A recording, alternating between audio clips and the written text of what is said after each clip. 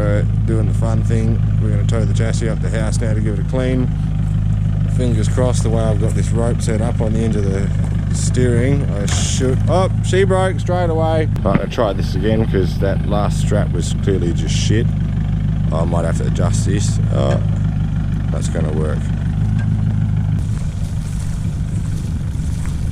Sort of working. We'll get it up there. Might just take a bit of doing. Sort of turning. Sort of. Seems to be working alright. So it should pull it over, sort of. Yep. It's working. Hopefully it straightens up before it goes into the bush here. That was a good idea. Strapping up to the front of the steering knuckles on each side. It's not like we're pulling huge amounts of weight and putting extreme amounts of pressure on it, so fingers crossed. We'll park him in down there by the hose, set the gurney up, and give it a good pressure cleaning. Got Wade Balls here with his trusty Ryobi pressure washer. The good old gurney, so we can gurney off some of this filth, hopefully. Well, that's the idea anyways. Look at all this mudness that has to come off. That's supposed to move.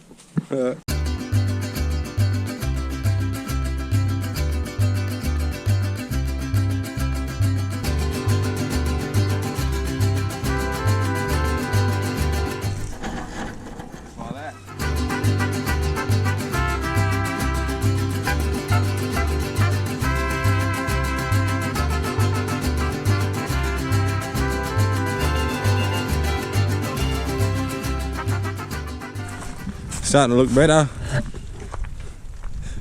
There's on average like an inch less grease everywhere and dirt, which is good.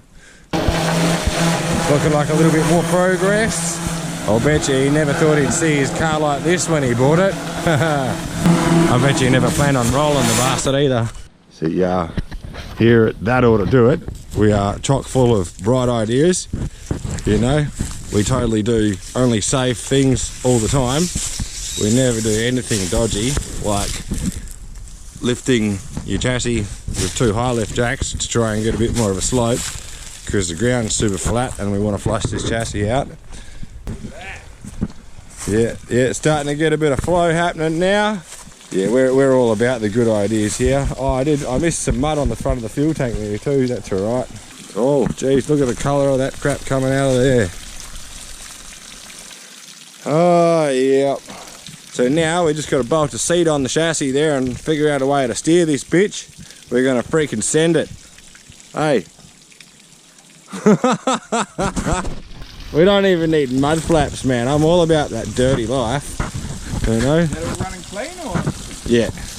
Yeah, that's better now. Go the other side. Let's see what colour snot comes out of here. Oh, that's not too bad. Better, eh? Yeah. Probably could have just tried the hose on its own before we even had to resort to the jacks. But how much cooler does that look now, bro? I'll let you put them down. You know, no, I'll just push it over.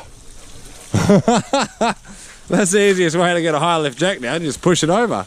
Yeah, pull the brick out the front from in front of the wheels and you watch him go. Just hope it doesn't run over me jack and bend them bastards before they fall to the ground. Alrighty, it's a new day, back in the office again, working on the frame on wheels. Yeah, I think the plan for today is we're going to rip shockies, fuel tank, spare tyre, exhaust, basically as much as we can off the chassis, so it'll be a lot easier to clean him and paint him up. And then yeah, we're going to start hoeing into it with some sanders, get it all buffed up so we can make the paint stick, and then hopefully at some point soon we'll start putting some primer on this bird. Success! Success as F. Yeah, fuel tank's gone, rear shockey's gone, spare tyre's gone. Now we're working on getting the exhaust out. Wade Balls is just pulling off the front shockeys now. Then we're going to rip this bar off the front. And then, yeah, we're going to start masking up and sanding. Sanding. So, yeah, I'll set the GoPro up for a minute and we'll see how we go for a bit.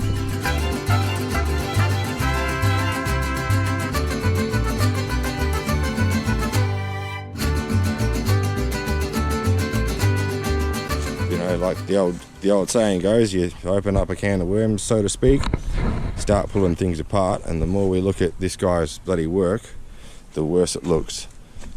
Not only is your Raptor coat on zero primer, that's Raptor coating just straight on metal, and you can see straight away the metal is starting to rust between it and causing it to bubble. We just blew that off with the pressure cleaner yesterday. So that's problem number one. Problem number two is the brackets that he's made to hold this bar on. The design that he's used, we've literally got to pull bolts out of the front leaf springs to get the bar on and off, because the design is just absolutely shocking. We're gonna have to fix this. I'm gonna have to modify this myself and make it a lot easier to do, a lot better.